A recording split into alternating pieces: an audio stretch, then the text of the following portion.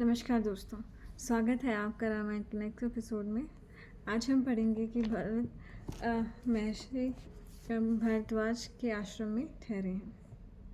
चलिए शुरू करते हैं। धर्मज्ञ पुरुषोत्तम भरत महर्षि भारद्वाज के आश्रम से 1 कोस के अंतर पर सेना आदि को ठहराकर अस्त्र शस्त्र और राजसी पोशाक उतार कर केवल 2 वस्त्र धारण कर कुछ मंत्रियों को साथ ले और पुरोहितों को आगे कर पैदल ही भारद्वाज के दर्शन करने के लिए गए। अब देखिए, किसी ऋषि मुनि से मिलने का क्या तात्पर्य होता है, कैसे उससे मिला जाता है। उसे अपनी वैभवता नहीं दिखानी चाहिए, उसे हमें अपनी नम्रता दिखानी चाहिए कि हम आपके पास जो ज्ञान है उसका आदर करते हैं और बिल्कुल स्वच्छ भाव से आपके पास आए हैं। जब भरत जी ने दूर से ही महर्षि भारद्वाज को देखा तो वे मंत्रियों को भी पीछे छोड़ केवल पुरोहित के साथ आगे बढ़े। महातपस्वी भारद्वाज वशिष्ठ जी को देखते ही तत्काल आसन से उठ खड़े हुए और शिष्यों को अर्घ्य लाने का आदेश दिया। महर्षि भारद्वाज आगे बढ़कर वशिष्ठ जी से मिले। भरत ने भारद्वाज को प्रणाम किया। वशिष्ठ के सहचर से महा तेजस्वी भारद्वाज ने जाना कि ये दशरथ पुत्र भरत है। धर्मात्मा भारद्वाज ने उन दोनों को कर्म पूर्वक अर्घ पाद्य और फल देकर उनके कुल का कुशल क्षेम पूछा। तदंतर महर्षि वशिष्ठ और भरत जी ने मुनि भारद्वाज से उनके शरीर यागाग्नि शिष्य और आश्रम के वृक्ष तथा पशु पक्षियों का कुशल मंगल पूछा। देखिए किसके बारे में हम ये कुशल क्षेम पूछ रहे हैं। जब भी हम किसी इंसान से मिलें तो उसके हम पूछते हैं कि आप ठीक हो, आपके परिवार के ठीक है। और यहाँ पे तो आपका हवन ठीक चल रहा है, आपके शिष्य ठीक हैं, आपका आश्रम ठीक है, उसके वृक्ष ठीक हैं, पशु पक्षी ठीक हैं। अभी आप पूछेंगे कि वृक्ष और पशु पक्षियों को क्या हो जाता है। वृक्षों को भी बीमारियाँ होती हैं और बहुत ही भयंकर बीमारियाँ होती हैं, तो उनका कुशल क्षेम भी पूछना बहुत ज़रूरी है। पशु पक्षी जैसे चिड़िया वगैरह ख़त्म हो गई हैं, या अभी तो कितना ये वाइब्रेशन हो गई है फ़ोन के टावरों से। सब में दुख सुख आता है तो सब के लिए पूछना चाहिए, क्योंकि वो आश्रम में रह रहे हैं तो वहाँ पे पेड़ पौधे और पशु पक्षी बहुत ही महत्व रखते हैं। महातपस्वी भारद्वाज ने सबका कुशल मंगल बताकर श्री राम के साथ स्नेह होने के कारण भरत जी से पूछा, हे राजकुमार, तुम तो राज्य शासन कर रहे हो, फिर तुम्हारे यहाँ आने का क्या प्रयोजन है? यह सब मुझे बतलाओ, क्योंकि मेरा मन शंकित हो रहा है। अब देखिए, सबका मन शंकित हो रहा था। पहले उनके मित्र जो निषाद राज थे उनका मन शंकित हुआ। अब महर्षि का भी मन शंकित हो रहा है कि भरत ने तो राज्य मांग लिया था ना, तो अब वो वन वन क्यों भटक रहा है। भारद्वाज के ऐसा कहने पर भरत जी ने दुख के कारण आंखों में आंसू भरकर और लड़खड़ाती हुई वाणी से कहा, भगवान, आप भी मुझे ऐसा मानते हैं तो मेरा तो जीवन ही व्यर्थ है। भाई को वन भेजने में मेरा हाथ नहीं है, अतः आप मुझसे ऐसी कठोर बातें ना कहें। मैं तो उस नर केसरी को प्रसन्न कर अयोध्या में लौटाने और उनकी चरण वंदना करने के लिए जा रहा हूँ। भगवान, मेरी मनोप्रिय को आप जानकर आप मुझ पर प्रसन्न हो और मुझे बताएं कि पृथ्वीनाथ राम इस समय कहाँ हैं।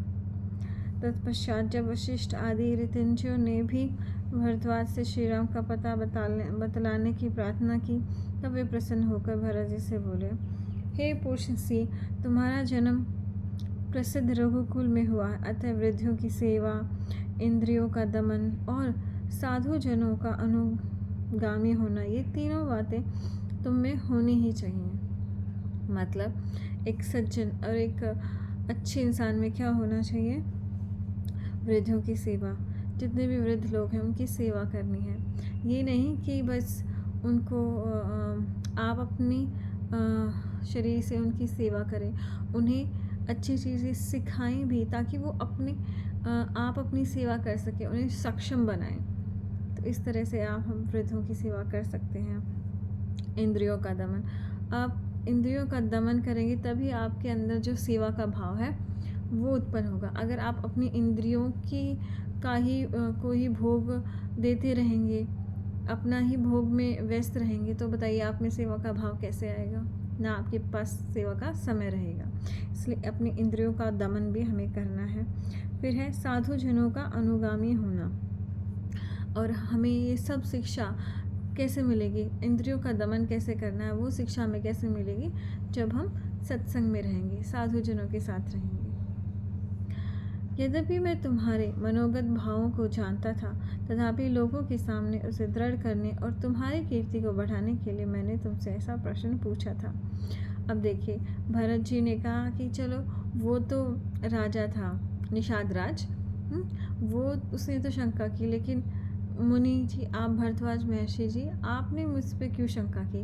तो अब वहाँ पे उस बात को वो बता रहे हैं कि हाँ, मैं मुनि हूँ, मुझे पता है तुम्हारे मन में क्या है, लेकिन मैं तुम्हारे मुंह से सुनना चाहता था ताकि और लोग भी सुन ले कि तुम्हारे अंदर की जो भावना है वो कितनी पवित्र और शुद्ध है।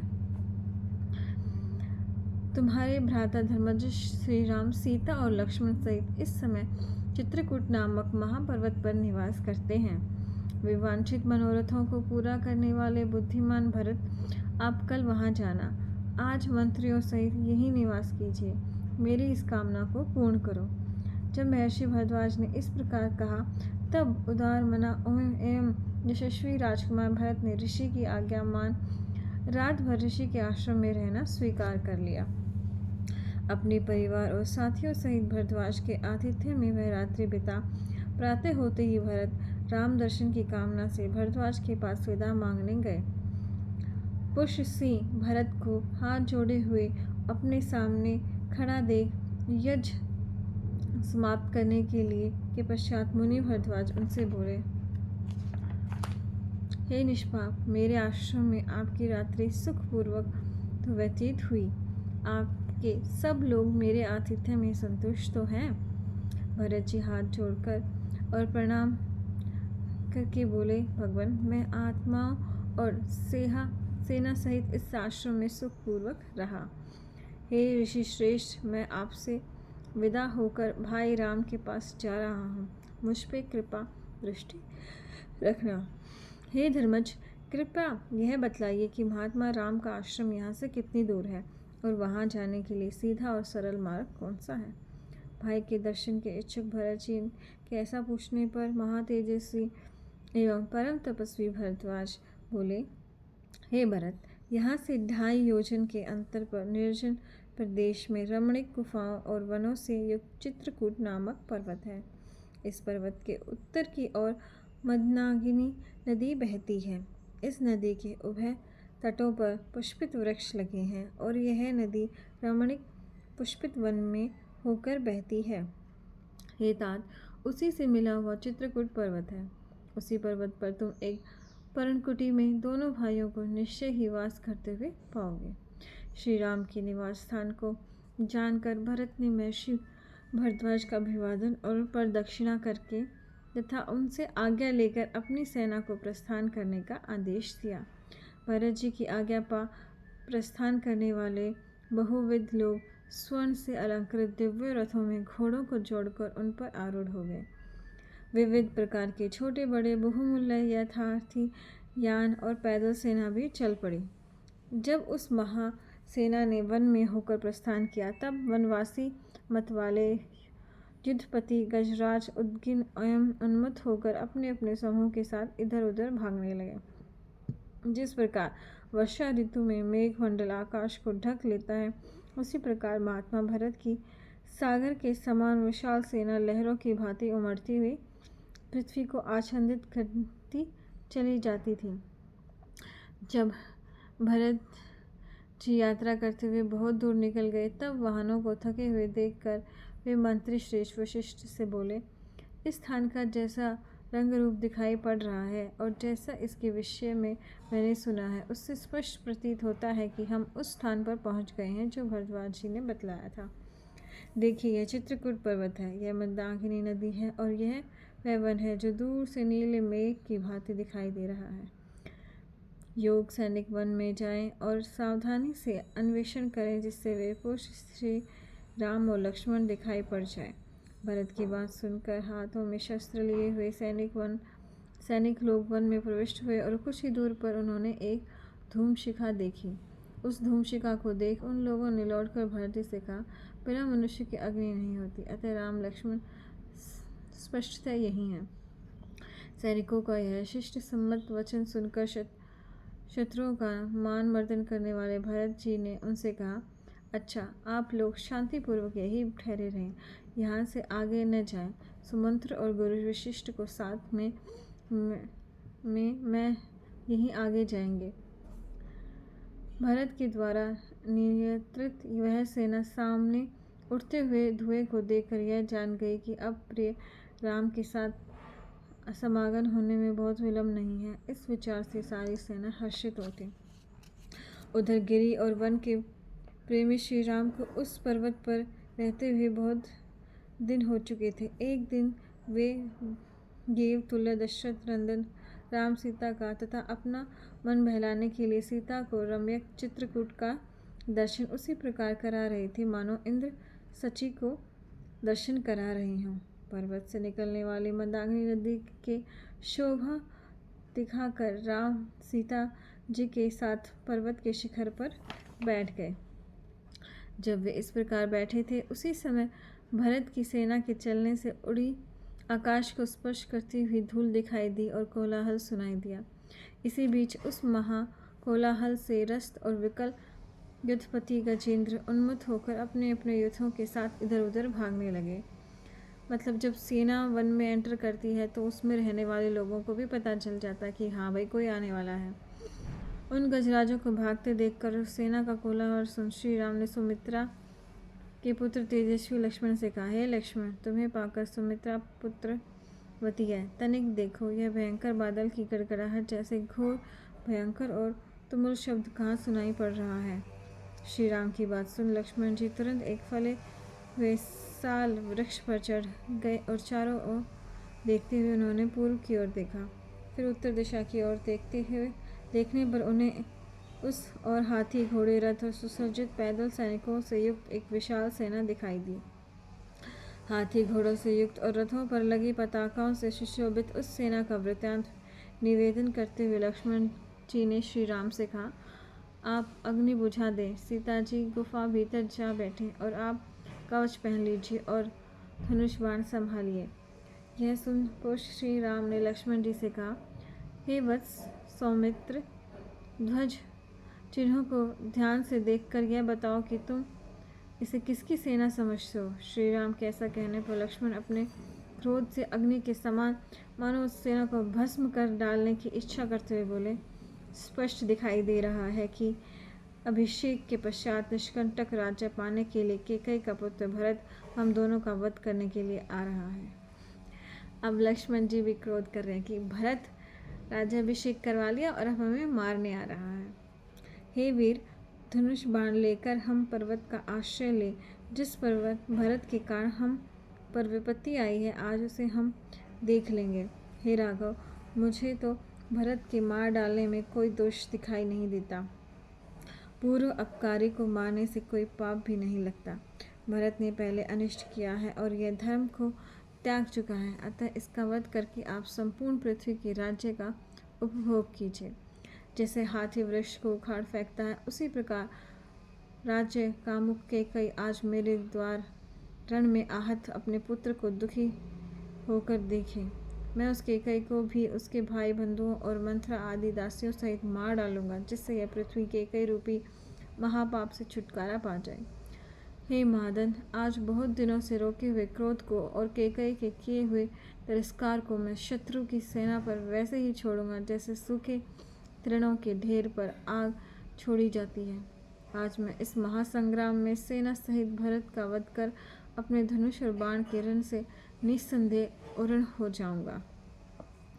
युद्ध के लिए उद्यत तथा क्रोध से परिपूर्ण लक्ष्मण को शांत करने के लिए श्री राम ने कहा, हे लक्ष्मण, महाधनुर्धारी और महापंडित भरत के स्वयं आने पर धनुष, ढाल और तलवार से क्या प्रयोजन। हे लक्ष्मण, पिताजी की आज्ञा पालन की प्रतिज्ञा करने के पश्चात भरत का वध करके मैं लोक निंदा से युक्त राज्य को लेकर क्या करूँगा। बंधु बांधवों और इष्ट मित्रों का वध करने से जो धन प्राप्त होता है मैं उसे ग्रहण नहीं कर सकता। मैं तो उसे विष मिले हुए भोजन के समान त्याज्य समझता हूँ। हे लक्ष्मण, मैं शपथ पूर्वक कहता हूँ कि धर्म, अर्थ, काम और पृथ्वी को मैं अपने भाइयों के लिए ही चाहता हूँ। हे लक्ष्मण, मैं अपने साथियों का स्पर्श कर हथियारों का स्पर्श कर सत्य सत्य कहता हूँ कि मैं राज्य की कामना भी नहीं, भाइयों के पालन और सुख के लिए ही करता हूँ। हे सौम्य, समुद्रों से घिरी इस पृथ्वी का राज्य हस्तगत करना मेरे लिए दुर्बल नहीं है, परंतु लक्ष्मण, मैं अधर्म से तो इंद्र पद को भी प्राप्त नहीं करना चाहता। अब श्री राम जी लक्ष्मण को शांत कर रहे हैं कि तुम कि ये जो वध करने की बात कर रहे हो इसे आप त्याग दो, क्योंकि कहीं ना कहीं राम जी को पता था कि भरत ऐसा कुछ नहीं करने आ रहे हैं। हे मादन, तुम्हारे बिना, भरत के बिना और शत्रुघ्न के बिना मुझे जिस किसी वस्तु से सुख मिलता हो, अग्नि उसे भस्म कर डाले। मैं समझता हूँ कि प्राण प्रिय और भारतवत्सल भाई भरत जब ननिहाल से अयोध्या आए और हमारा तीनों का जटा वक्र धारण कर वन में आना सुना, तब स्नेह से पूर्ण हृदय और शोक से विकल हो तथा कुल धर्म, बड़े भाई का राज्याभिषेक का स्मरण कर हम लोगों से मिलने आया। उन्होंने यहाँ आने का इसके अतिरिक्त और कोई अभिप्राय नहीं है। अब श्री राम तो राम है, उन्हें तो पता था। बहुत संभव है कि भरत माता के कई पर क्रुद्ध हो और उनसे कुछ कठोर वचन कहकर पिताजी को प्रसन्न कर मुझे राज्य देने के लिए आया हो। यह उचित ही है कि भरत इस समय हमसे मिलने का इच्छुक है, परंतु यह संभव नहीं कि भरत मन से भी हमारा अनिष्ट चिंतन करे, कि मन में भी नहीं सोच सकता वो, वैसे करने की तो बात ही छोड़ दो। क्या भरत ने इससे पूर्व कभी तुम्हारा कोई अनिष्ट किया जो तुम्हें आज इससे इतना भय लग रहा है और उस पर संदेह हो रहा है? भरत के विषय में तुम्हें ऐसे कठोर और अप्रिय वचन नहीं कहने चाहिए। अब यदि तुम भरत के बारे में कोई खोटी बात कहोगे या उसका कुछ अहित करोगे तो समझ लो वह सब व्यवहार मेरे प्रति होगा। उसको बोलोगे तो मुझे बोल रहे हो, ऐसा समझ लेना तुम।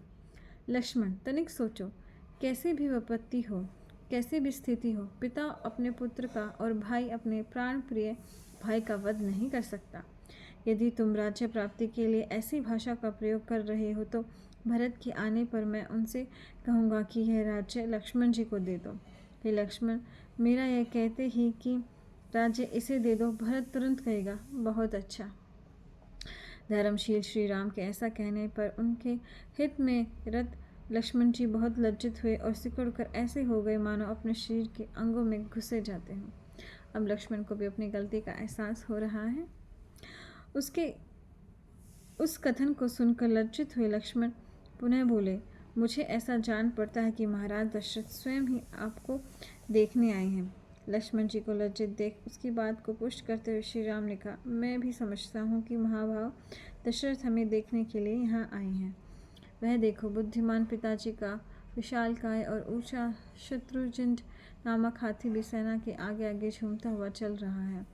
किंतु हे महाभाव, मुझे इस पर पिताजी का लोकत्र दिव्य एवं श्वेत छत्र दिखाई नहीं दे रहा है, अतः मेरे मन में संदेह हो रहा है। हे लक्ष्मण, अब तुम मेरा कहना मानकर वृक्ष से नीचे उतर आओ। अब धर्मात्मा राम ने लक्ष्मण से यह कहा। तब युद्ध विजयी लक्ष्मण जी उस साल के वृक्ष के उत्तर और हाथ जोड़कर श्री राम से के समीप एक और आकर खड़े हो गए। तो देखिए, आज हमने देखा कि किस तरह से श्री राम ने लक्ष्मण को बहुत ही सरल स्वभाव से समझाया। कल हम राम और भरत जी का मिलाप देखेंगे, भरत मिलाप। आज के लिए इतना ही। बहुत बहुत धन्यवाद।